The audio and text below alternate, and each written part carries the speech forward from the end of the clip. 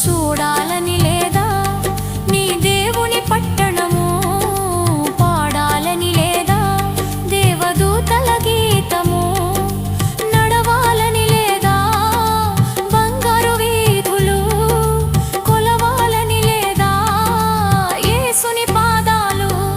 ఏ కన్నులు చూడనిది, ఏ భాషకు అందనిది, వివరించగలేనిది ఆ దేవుని రాజ్యము.